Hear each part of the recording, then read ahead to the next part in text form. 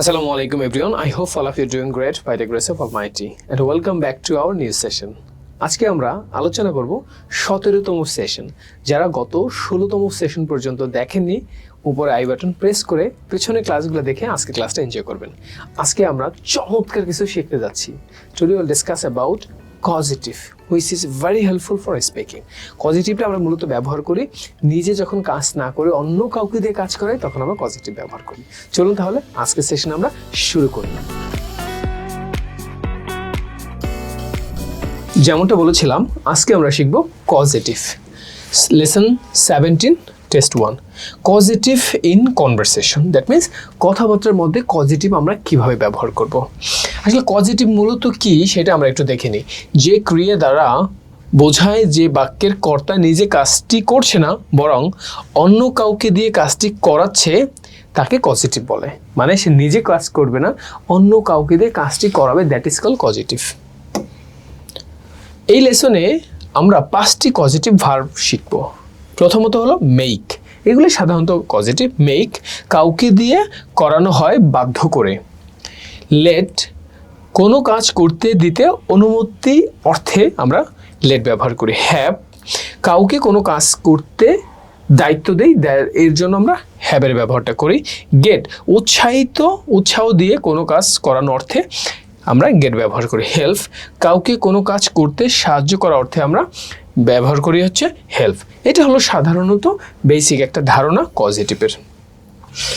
সহজে একটা এক্সাম্পল দিয়ে রাখি আগে থেকেই, যেমন আমি তাকে দিয়ে কাজটি করাই। I make him do the work. I make him do the work, আমি তাকে দিয়ে কাজটি করাই। কিছু কিছু ভার্ব আছে এদের causative ফর্ম আছে। ফর এক্সাম্পল আমি যদি এখান থেকে দেখাই, causative ফর্মটা হলো কি, ইট অর্থ খাওয়া, ফিড অর্থ খাওয়ানো, এটা হলো causative ভার্ব। এই causative ভার্বগুলোর কিন্তু আবার মেক, হ্যাভ, গেট দিয়ে causative করা যাবে না, এরা বংশগতভাবেই causative। যেমন ইট খাওয়া, ফিড খাওয়ানো। লার্ন শেখা, টিচ শেখানো। নো জানা, ইনফর্ম জানানো। সি দেখা, শো দেখানো। টেক নেয়া, গিভ দেওয়া। রিমেম্বার মনে করা, রিমাইন্ড মনে করিয়ে দেয়া। যদি বলা হয় রাইট, রাইট অর্থ কি, লেখা। এটাকে causative করতে হলে কিন্তু আমাদের মেক দিয়ে করা লাগবে। দ্যাট মিনস যেই ভার্বগুলোর causative ফর্ম আছে তাদেরকে আমরা কিন্তু এই causative ভার্ব দিয়ে করার দরকার নাই। যেমন ইট, ফিড, ইটের একটা causative ফর্ম আছে ফিড। ইট অর্থ খাওয়া, ফিড অর্থ খাওয়ানো। রাইট অর্থ লেখা, লিখানোর কি কোনো ইংরেজি আছে? নাই।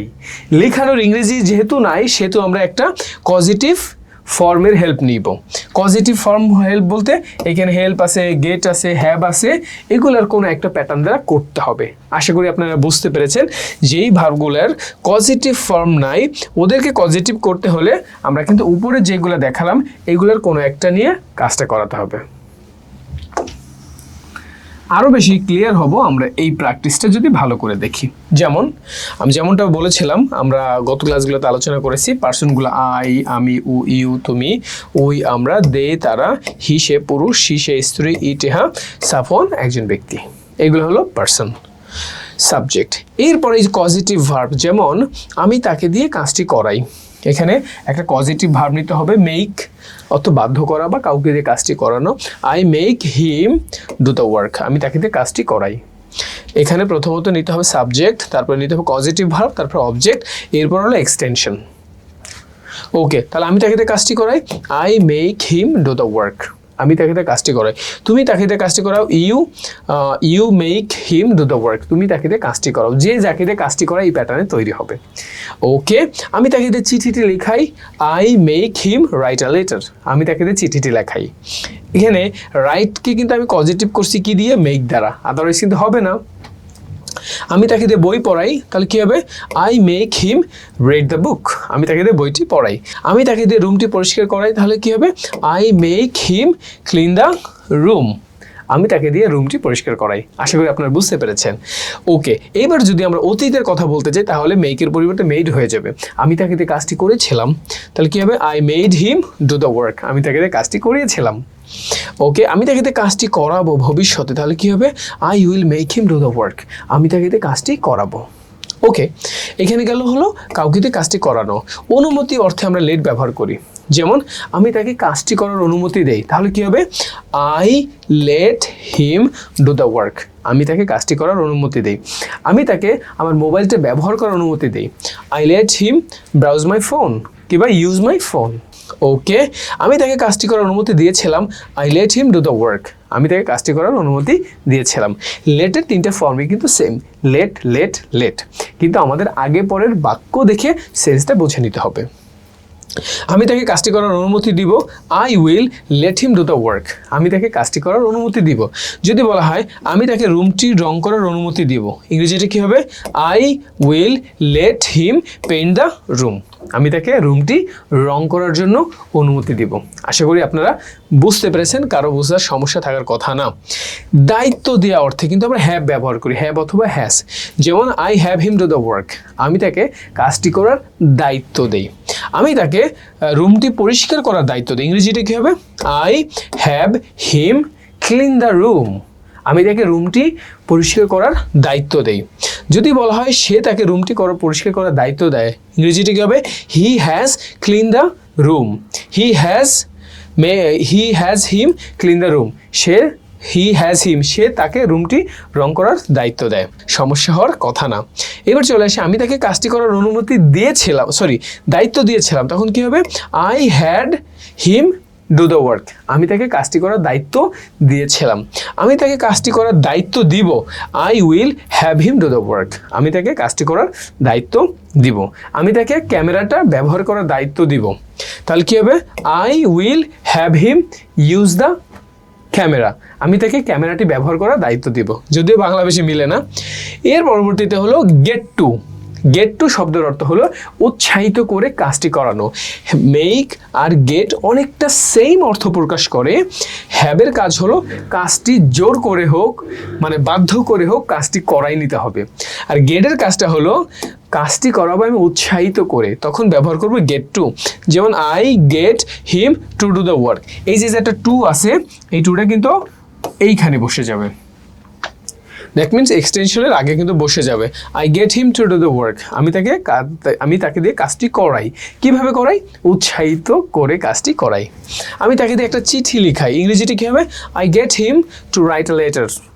আমি তাকে দিয়ে একটা চিঠি লেখাই। আমি তাকে দিয়ে একটা বই পড়াই। I get him to read the book. আশা করি আপনারা বুঝতে পেরেছেন। ওকে, পাস্টের জন্য আমরা ব্যবহার করব goat. I got him to do the work. আমি তাকে দিয়ে কাজটি করিয়েছিলাম। কিভাবে করিয়েছিলাম? আনন্দের সাথে বা বিনোদনের সাথে আমি তাকে কাজটি করিয়েছিলাম, ফোর্স করে করাইনি। আমি তাকে দিয়ে কাজটি করাবো। কিভাবে করাবো? উৎসাহিত করে করাবো। I will get him to do the work. আমি তাকে দিয়ে কাজটি করাবো। কিভাবে? উৎসাহিত করে কাজটি করাবো। আশা করি আপনারা ম্যাকের ব্যবহারটা শিখেছেন, গেটের ব্যবহারটা শিখেছেন, হ্যাভ অথবা হ্যাজের ব্যবহারটাও শিখেছেন, ইভেন আপনারা গেটের ব্যবহারটাও শিখেছেন। এবার আমরা শিখব হেল্পের ব্যবহারটা। সাহায্য করার অর্থে আমরা হেল্প ব্যবহার করি। যেমন I help him do the work. আমি তাকে কাজটি করতে সাহায্য করব। আমি তাকে রান্না করতে সাহায্য করব। I help him cook rice. আমি তাকে রান্না করতে হেল্প করব। আমি তাকে একটি চিঠি লিখতে হেল্প করব। I help him write a letter. আমি তাকে চিঠি লিখতে সাহায্য করব। অতীতের কথা বলার জন্য আমরা ব্যবহার করব helped. I will help him write a letter. আমি তাকে একটা চিঠি লিখতে সাহায্য করব। আশা করি এই পজিটিভ নিয়ে আপনাদের আপাতত কারো কোনো প্রশ্ন থাকার কথা না। এইখান থেকে বিভিন্ন অবজেক্ট নিতে পারবেন, এইখান থেকে বিভিন্ন ধরনের কাজ নিতে পারবেন। এখানে অনেকগুলো পজিটিভের ফর্ম আছে, আপনারা চাইলে ব্যবহার করে ইংলিশ ল্যাঙ্গুয়েজ শিখতে পারবেন। ওকে, আমি যদি এবার একটু নিচে চলে যাই, আরও কিছু ব্যবহার আছে। ডায়াগ্রাম 2তে এখানে টাস্ক 2তে এখানে কিছু এক্সাম্পল দেওয়া আছে। এই এক্সাম্পলগুলো আমরা একটু ভালো করে শিখে নিব। প্রত্যেকটার এক্সাম্পল আমি এখানে অ্যাড করেছি। যেমন প্রথমত আছে কি? Make. I make him clean the room. আমি তাকে দিয়ে রুমটি পরিষ্কার করাই। I am making her cook rice, আমি তাকে দিয়ে ভাত রান্না করাচ্ছি। এইভাবে অনেক এক্সাম্পল আছে, আপনারা এক্সাম্পলগুলো একটু দেখে নেবেন। আশা করি কোনো ধরনের প্রশ্ন আপনাদের থাকার কথা না। তারপরে যদি প্রশ্ন থাকে feel free to ask me in my comment section. এবার আমরা টাস্ক 3-তে চলে যাব। টাস্ক 3-তে কিছু কনভারসেশন আছে যেটা পজিটিভ ব্যবহার করে এই কনভারসেশনটা তৈরি করা হয়েছে। তাহলে আমি একটু পড়ি কীভাবে আপনারা বাসায় সেলফ প্রিপারেশন নেবেন। Hi, what are you doing? Hey, কী করছো? Hello, I am getting my brother to clean the room. আমি আমার ভাইয়ের সাথে রুমটি পরিষ্কার করছি। Nice. I make my sister cook lunch every day. আমি আমার বোনকে দিয়ে প্রত্যেক দিন কি করি? দুপুরের লাঞ্চ রান্না করাই। কিভাবে করাই? বাধ্য করে করাই, হ্যাঁ, যেহেতু এখানে মেকের ব্যবহার করা আছে। তারপর কি লেখা আছে?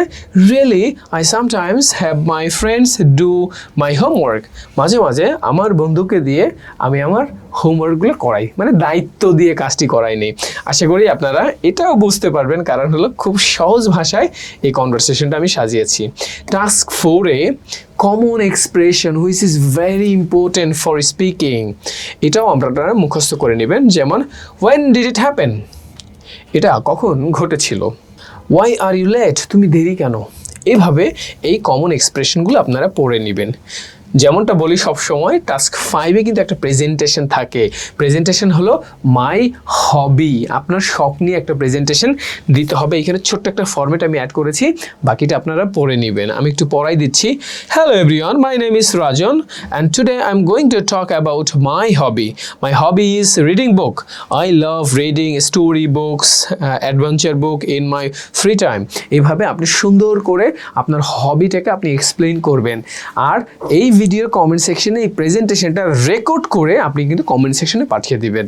আশা করি আজকের সেশনটা আপনারা খুব এনজয় করেছেন, আপনাদের অনেক বেশি হেল্পফুল হয়েছে পজিটিভ শেখার জন্য। আর হ্যাঁ, যাদের কাছে আমাদের এই ইংলিশ ফ্যান্টাসির কম্বো বই প্যাকেজটি নেই, দ্রুত অর্ডার করুন। কারণ হলো এটা কোনো ইংলিশ শেখার ক্লাস না, এটা হলো একটা কমপ্লিট কোর্স। এই কোর্সটা করলে you will be the master of English language. এটা একটা কমপ্লিট কোর্স, আর এটা হলো একটা writing solution book. Thank you so much for watching. দেখা হবে নেক্সট সেশনে। এই পর্যন্ত সবাই ভালো থাকবেন। Happy learning. আসসালামু আলাইকুম এভরিওয়ান।